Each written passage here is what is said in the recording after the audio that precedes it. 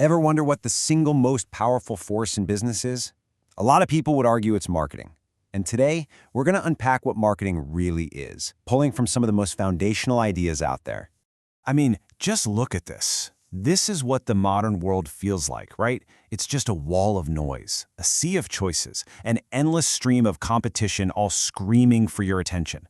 So in a world this saturated, how does any business actually break through? How do they even get noticed, let alone chosen by you?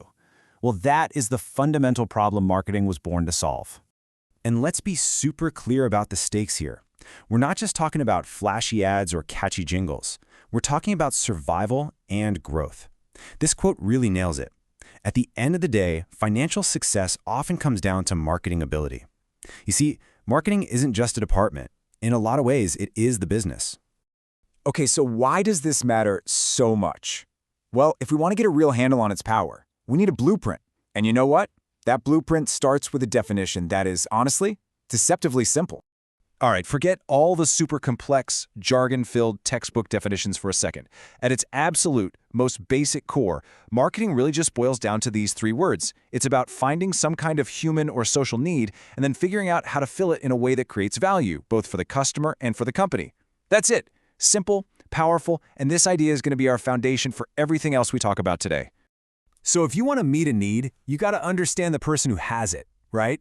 And that means we need to dig into some really fundamental human concepts. Okay, so need, want, demand. We throw these words around all the time, pretty much interchangeably, but for a marketer, oh man, they are worlds apart. So let's break this down one by one because this is super important. Let's start with needs. A need is something fundamental. It's a basic human requirement. Marketers don't create needs. They're already built into us. Think about being thirsty. That's a need. You don't need a specific brand of water. You just need, well, water. It's a basic requirement to survive. Okay, now this is where it gets interesting. This is where wants come in. That basic need you have for hydration, let's say, it gets shaped into something way more specific. You don't just feel thirsty. You start thinking, man, I want an ice-cold Coke, or maybe a bottle of vitamin water. That desire, that want, is molded by everything around you, your culture, your personality, and yeah, you guessed it, by marketing. And that brings us to the final piece of the puzzle, demands. See, a want is just a wish until you have the ability to actually buy it. Lots of people might want a Ferrari, right? But only a tiny fraction of them can actually walk into a dealership with the money to back it up. That's a demand. That's the moment a desire turns into a real potential transaction. All right, so we've got the core concepts down. Needs, wants, demands. Now let's zoom out a bit. Because I promise you, once you start looking for marketing with this new lens, you're going to see it everywhere. Yeah, when most of us hear the word marketing, our brain immediately jumps to, a physical product. Something on a shelf, a can of soup, a new smartphone. But honestly, that is just the tiniest tip of the iceberg. It's also for services, right? Think about your bank, the airline you fly with, even your hairstylist. They are all constantly marketing to you to get your business and to keep you coming back. And what about huge events and experiences? The Olympics, a music festival, a trip to Disney World. These aren't things you can hold in your hand, but they are marketed just as fiercely, if not more so, than any product. And it goes even deeper. We're talking places, cities trying to get you to visit, organizations like nonprofits trying to get you to donate to their cause. And even ideas themselves. A public health campaign telling you to quit smoking? Yep, that's marketing. So all this activity, all this marketing for goods, services, ideas, it doesn't happen in a vacuum. It's all part of this huge, complex economic system. It's not just a straight line from a company to you. You've got companies buying raw materials from other companies. You've got manufacturers selling to retailers. Governments are in there, collecting taxes and providing public services. At every single one of these points, there's an exchange happening. Money for goods, services for resources.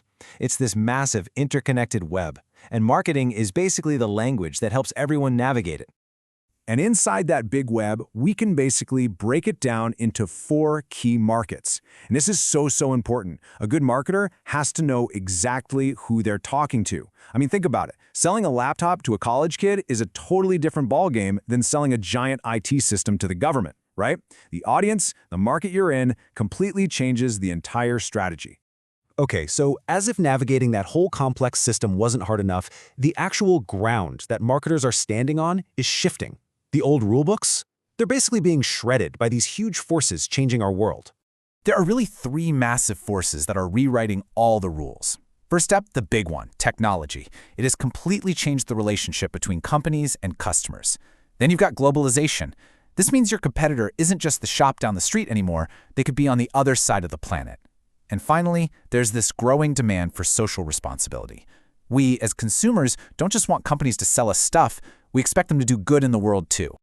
Let's zoom in on what might be the single biggest change of all, the massive power shift to us, the customer. I mean, think about it. Yesterday's consumer, they were kind of a passive audience. They got the information marketers gave them, and that was about it. But today, thanks to the internet, you can know more about a car than the person trying to sell it to you. We're not just buying things anymore. We're reviewing them. We're talking about them. We're influencing our friends. We've gone from being an audience to being part of the show. So, with all of this change, the technology, the global competition, the empowered customer, what does it all mean? How does anyone even do marketing today? Well, it means you can't think the old way. It requires a totally new mindset. And here's that new mindset. It's this. Marketing is not a department anymore. It's not this little silo you can wall off to go make some ads. No way. In today's world, every single person in a company is in marketing. From the CEO setting the vision, to the engineer designing the product, to the customer service rep answering a phone call. Every single touch point is marketing. It has to be a philosophy that runs through the entire company. So there you have it. We've gone from a simple three-word definition all the way to a global economic force that's changing by the second.